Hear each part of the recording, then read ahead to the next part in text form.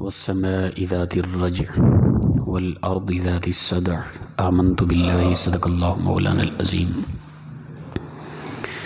معزز و مکرم سامعین، کروڑا بار شکر ہے اس پروردگار عالم کا کہ جس نے آج کی صبح میں پھر سے زندگی عطا فرمائی اور ہمیں یہ سعادت اور توفیق دی کہ ہم اپنے پروردگار کے ہاں آ کر سجدہ ریز ہوئے۔ اللہ تعالیٰ ارشاد فرماتا ہے وَالسَّمَاءِ ذَاتِ الرَّجْعِ، قسم ہے بارش برسانے والے آسمان کی، وَالْأَرْضِ ذَاتِ الصَّدْعِ، اور قسم ہے پھٹ جانے والی زمین کی، یعنی جب کوئی نباتات یعنی درخت زمین سے اگتے ہیں نا، وہ زمین کو پھاڑ کر چیر کر اگتے ہیں، تو اللہ تعالیٰ اپنی قدرت کا اظہار فرما رہا ہے۔ یہ اللہ کی کاریگری ہے کہ ایک چھوٹا سا بیج ہوتا ہے، اس کی وجہ سے زمین کو ایک نرم سے پودا نکلتا ہے تو وہ زمین کو پھاڑتا ہوا نکل آتا ہے۔ یہ اللہ کی خاص قدرت ہے۔ تو آگے فرمایا کہ اِنَّهُ لَقَوْلٌ فَصْلٌ، بے شک وہ یعنی یہ کلام جو ہے، یہ قرآن پاک یہ فیصلہ کرنے والا یہ قول ہے، یہ تمہارے درمیان فیصلہ کرنے والا ہے۔ اگر اس کی طرف متوجہ ہو جاؤ تمہارے سارے اختلافات ختم ہو جائیں، کوئی بھی اختلاف نہ رہے۔ اور ہمارے ہاں اختلاف قرآن پاک سے بن رہے ہیں۔ اصل ہے نا یضل بھی کثیروں ویہدی بھی کثیرا۔ اللہ تعالیٰ فرماتے اکثر لوگ اسی قرآن پاک کے ذریعے ہدایت پاتے ہیں، اکثر لوگ قرآن پاک کے ذریعے گمراہ ہوتے ہیں۔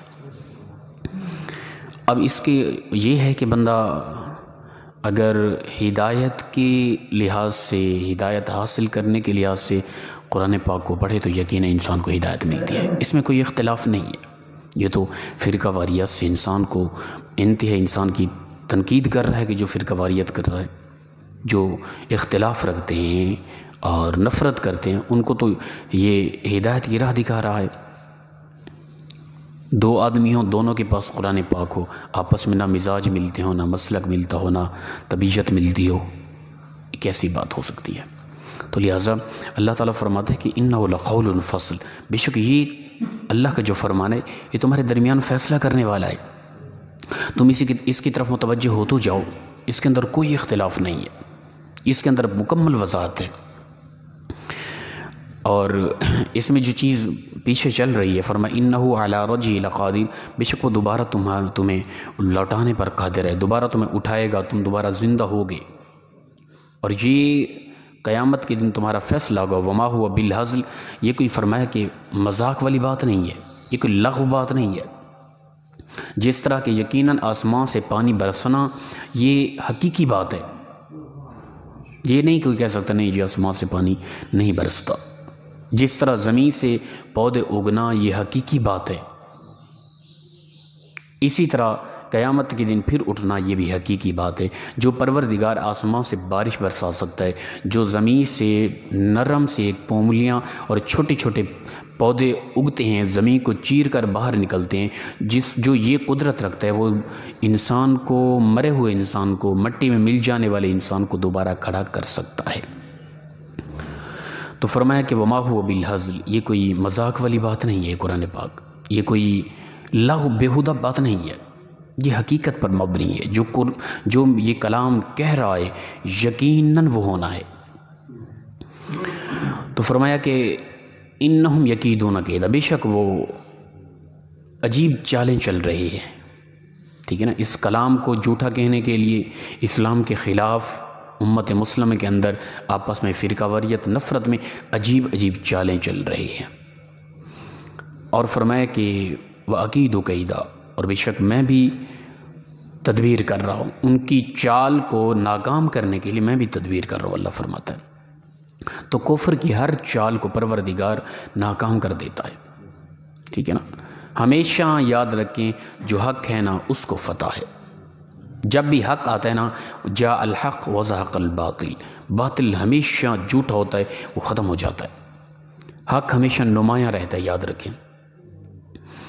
تو فرمایا کہ فَمَهِّلِ الْكَافِرِينَ أَمْهِلْهُمْ رُوَيْدًا، بس آپ انہیں مہلت دیں، ان کافروں کے محبوب صلی اللہ علیہ وسلم آپ انہیں مہلت دیں، کچھ عرصے کے لیے انہیں چھوڑ دیں، انہیں مہلت دیں، ان قریب یہ مرنے کے بعد جب اٹھنے والے ہیں نا پھر انہیں پتہ چلے گا کیا حقیقت ہے۔ یہ زندگی تو مختصر ہے، قیامت مرنے کے بعد عالم برزخ یا عالم محشر کی جو زندگی ہے نا، اس زندگی کو اور دنیا کی زندگی کو موازنہ کرے نا تو یہ تو بالکل کوئی حیثیت ہی نہیں رکھتی، اتنی مختصر ہے۔ مثال کے طور پہ قیامت کا ایک دن 50,000 سال کا دن ہے، ٹھیک ہے نا۔ اس زندگی کے بنسبت ان یعنی عالم اجسام کی جو زندگی ہے نا، اس زندگی میں جو دن رات ہیں ان کی بنسبت مرنے کے بعد کی جو زندگی ہے نا، اس میں جو دن رات گزرنے ہیں وہ ایک دن 50,000 سال کا ایک دن ہے، یاد رکھیں۔ اگر اس کا ہم موازنہ کریں تو دنیا کے اندر جس کی 100 سال کی زندگی ہے نا، دنیا میں مثال کے طور پہ جو 100 سال زندگی گزار کے گیا، آخرت کی زندگی کے لحاظ سے اس کی کتنا بنتی ہے؟ 2.5 یا 3 منٹ بنتی ہے ٹوٹل۔ 3 منٹ انسان زندہ رہا، ٹھیک ہے نا، 3 منٹ، یہ کچھ زندگی ہے۔ اس 3 منٹ میں انسان نے اپنی اخروی زندگی بہتر نہ کی۔ آخرت کی زندگی کی بنسبت 100 سال اگر دنیا میں جیتا رہا انسان، وہ 3 منٹ کی زندگی ہے ٹوٹل۔ تو لہٰذا پروردگار فرماتا ہے فَمَهِّلِ الْكَافِرِينَ أَمْهِلْهُمْ رُوَيْدًا، اے محبوب انہیں مہلت دیں، انہیں جو کر رہے ہیں نا کرنے دیں۔ یہ تو مختصر 1 منٹ 2 منٹ، بڑی 3 منٹ زندگی ہے۔ 3 منٹ کے بعد یہ مر کے دفن ہونے والے ہیں، پھر ان کو ان کی ساری حقیقت ان کے سامنے رکھی جائے گی، پھر یہ مانیں گے کہ ہم یقیناً غلطی پر تھے۔ پھر اس کے بعد افسوس کرنا، دکھ کرنا، پریشان ہونا، استغفار کرنا، توبہ کرنا، اللہ کے یہاں گڑ گڑانا، چیخ و پکار، کوئی فائدہ نہیں ہوگا۔ کوئی کہے کہ اس کی وجہ یہ کہ دنیا میں بار بار سمجھایا جا رہا ہے اے میرے بندے تو باز آ جا، اے میرے بندے تو باز آ جا۔ بلکہ دنیا کے اندر انسان ساری زندگی بھی گناہ کرتا رہا اور زندگی کے آخری لمحات میں وہ اللہ کے خوف میں، جہنم کے خوف میں رو پڑا اور ایک آنسو نکل آیا تو پروردگار اس بہنے والے ایک آنسوں کی وجہ سے اس کے لیے جہنم کی ساری آگ کو بجھا دے گا اور اسے جنت عطا کر دے گا۔ اگر دنیا میں وہ بے حس رہا مرتے دم تک، اس نے توبہ نہ کی، وہ اسی انداز میں رہا، وہ غرور تکبر تھا، اس کے اندر اکڑ تھی، دنیا کی زیادتی کی وجہ سے وہ عجیب طرح کا مزاج رکھتا تھا، تو اب مر گیا، مرنے کے بعد جہنم میں چلا گیا، جہنم میں رو رو کے آنسوں کے سمندر بھی بہا دینا تو بہنے والے وہ آنسوں کے سمندر جو ہیں جہنم کی ایک چنگاری کو بھی نہیں بجھا سکتے، ٹھیک ہے نا۔ آج وقت ہے ہمارے پاس، آج ہم اپنے گناہوں کی طرف متوجہ ہوں کہ ہم کس قدر ناکارہ ہیں، ہم کس قدر بیکار ہیں۔ مقصد زندگی جو تھا، ہم اس مقصد زندگی سے کس قدر دور ہیں، پھر سمجھ بھی نہیں آتی ہمیں۔ اگر ہے کچھ کبھی کبھار کوئی اللہ کی بارگاہ میں جھک جاتے ہیں تو اس کے اندر بھی ریاکاری ہے، اس کے اندر بھی تکبر ہے، اس کے اندر بھی غرور ہے۔ ہماری عبادتوں میں بالکل ہماری تو دعاؤں کے اندر بھی ہماری استغفار بھی توبہ استغفار کا مستحق ہے۔ ہم جو توبہ کر رہے ہیں نا، اس توبہ پہ پھر توبہ کریں گے، ہم کیسی توبہ کر رہے ہیں۔ ہم جو استغفار کہہ رہے ہیں نا، اس استغفار پہ پھر استغفار کریں گے، اللہ ہمیں معاف کر، ہم کیسے استغفار کریں گے؟ اس کے اندر ریا ہے۔ ہماری توبہ بھی آج گناہ بن گئی ہے، ہمارا استغفار بھی آج گناہ بن گیا ہے۔ تو لہٰذا اللہ تعالیٰ مہلت دے رہا ہے، اے بندے اپنے اندر اخلاص پیدا کر، چاہت محبت پیدا کر، اپنے رب کو رب سمجھ کے، اپنے پروردگار کو معبود سمجھ کے اس کے سامنے آ کے جھک جا، اخلاص کے ساتھ ایک سجدہ تو کر لے، تیرا رب تجھے معاف فرما دے گا۔ تو لہٰذا یہ کلام، یہ قرآن پاک فیصلہ کرنے والا ہے، اس کے اندر کسی قسم کا کوئی اختلاف نہیں، عقل کے اندر اختلاف ہے۔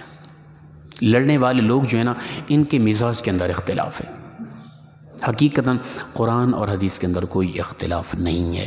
لہٰذا اگر کوئی اس طرح کے علماء میں فروعی اختلاف امتی رحمت، میری امت کا اللہ کے نبی صلی اللہ علیہ وسلم فرماتے ہیں آپس کا اختلاف اللہ کی رحمت ہے، یہ فروعی اختلاف ہے، یہاں تک نہ ہو کہ ایک دوسرے کو کافر اور مشرک ہی سمجھا جائے، نہیں، فروعی اختلاف تو عام فقہی مسائل میں ائمہ اربعہ کے اختلاف تھے، وہ اللہ کی رحمت ہے، ٹھیک ہے نا۔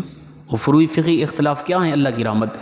مثال کے طور پہ ایک بندہ ہے وہ نماز پڑھتا ہے رفع دین کے ساتھ، ایک بغیر رفع دین کے ساتھ پڑھتا ہے، کوئی ہاتھ کہیں باندھ رہا ہے، کوئی کہیں باندھ رہا ہے، ٹھیک ہے نا، کوئی ہاتھ چھوڑ کے پڑھ رہا ہے. یہ ساری روایات ملتی ہیں، یہ اختلاف فروعی اختلاف ہے، اس لیے کہ اس طرح رسول اللہ صلی اللہ علیہ وسلم نے نمازیں پڑھی ہیں. ہاں یہ ہے ہمارے پاس جو دلائل ہیں وہ زیادہ پختہ ہیں کہ رسول اللہ صلی اللہ علیہ وسلم نے آخری ایام میں آپ نے رفع دین چھوڑ دیا تھا، منع نہیں کیا، چھوڑ دیا ہے. تو لہذا زیادہ بہتر وہی ہے جو آخری نمازیں رسول اللہ صلی اللہ علیہ وسلم کی. یہ میں ایک مثال دے رہا ہوں. ان چیزوں میں اختلافات یہ اللہ کی رحمت ہے، ٹھیک ہے نا. باقی اس طرح کے عقائد پر اختلافات اس سے شریعت منع کرتی ہے. علماء کے آپس کے اختلافات میں عوام الناس کو نہیں پڑھنا چاہیے، نہ ہی کہ علماء اور پڑھے لکھے لوگ ممبر پر بیٹھ کے عوام الناس کو ان اختلافات میں الجھاتے رہیں، یہ بھی مناسب نہیں ہوتا. کچھ لوگ تو کہتے ہیں حضرت آپ اس طرح کی بات کرتے نہیں تو یہ تو کرنی چاہیے، یعنی اختلاف دیں، قوم کے اندر جھگڑا پیدا کریں، قوم کو بتائیں کہ فلاں کو کافر سمجھو، فلاں کو کافر. یار میں تو جب سے پیدا ہوا اسلام میں آیا میں نے ابھی تک کسی کافر کو تو مسلمان نہیں کیا نا، مسلمانوں کو کیوں میں کافر کرتا رہوں؟ تو خدا را مسلمانوں کو مسلمان رہنے دیں، کبھی کسی کفر کی طرف متوجہ ہو کہ ان کو مسلمان کرنے کی کوشش کریں، نہ کہ مسلمانوں کو کفر کی طرف دھکیلتے رہیں. یہ اسلام کا مزاج نہیں ہے. اسلام نے حتی الامکان کوشش کی ہے کہ کفر کو اسلام کی طرف لے کر آئے، نہ کہ مسلمانوں کو کفر کی طرف دھکیلے. یہ اسلام کا مزاج نہیں ہے. کسی سے مسٹیک، کوئی غلطی، اسلامی لحاظ سے کوئی غلطی کر رہا ہے اسے پیار محبت دیں، اسے اپنے قریب کریں، نہ کہ اپنے آپ سے دور کر کے اور زیادہ متنفر کر کے اسے زیادہ جہنم کی طرف دھکیلیں. نہیں، کوئی بڑی سی بڑی غلطی، کفر کی حد تک غلطی کر رہے پھر بھی اسے سینے سے لگائیں، اسے انسان تو کم از کم سمجھیں یار، انسان سمجھ کے اسے قریب کر کے اپنی ذات کی محبت پیدا کر کے پھر اسے اسلام کی حقیقت بتائیں برادر یہ مسٹیک ہے آپ کے اندر. تو یہ اسلام کا مزاج ہے. اللہ کے نبی صلی اللہ علیہ وسلم فرماتے ہیں کہ میری مثال ایسے ہے کہ جیسا کہ ایک آگ جل رہی ہے، چھوٹے چھوٹے پروانے اس طرف جا رہے ہیں اور جل جل کے راکھ ہو رہے ہیں. ایک آدمی ان پروانوں کو اس آگ سے بچا رہا ہے، بار بار اسے دور کر رہا ہے اور وہ کوشش کریں اس کے اندر آنے کی. یہ میری اور تمہاری مثال ہے کہ تم جہنم کی طرف آ رہے ہو دوڑتے دوڑتے، میں کوشش کر رہا ہوں تمہیں جہنم سے بچانے کی، جنت میں داخل کرنے کی کوشش کر رہا ہوں. یہ طریقہ مصطفیٰ ہے، یہ اسلام کا مزاج ہے.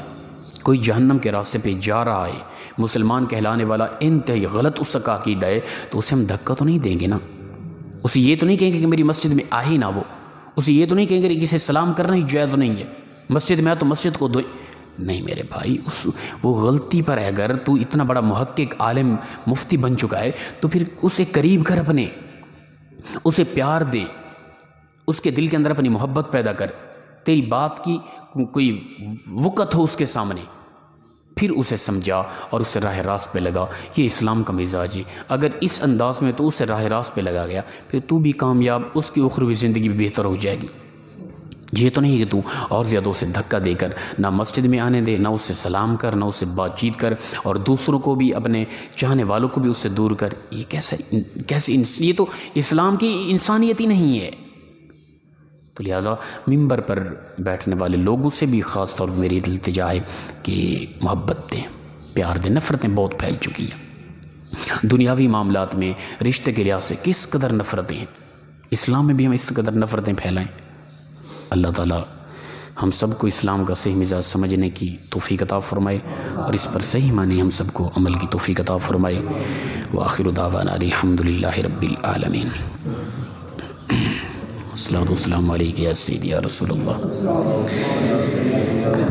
وعلی آلک و اصحابک یا سیدی یا حبیب اللہ.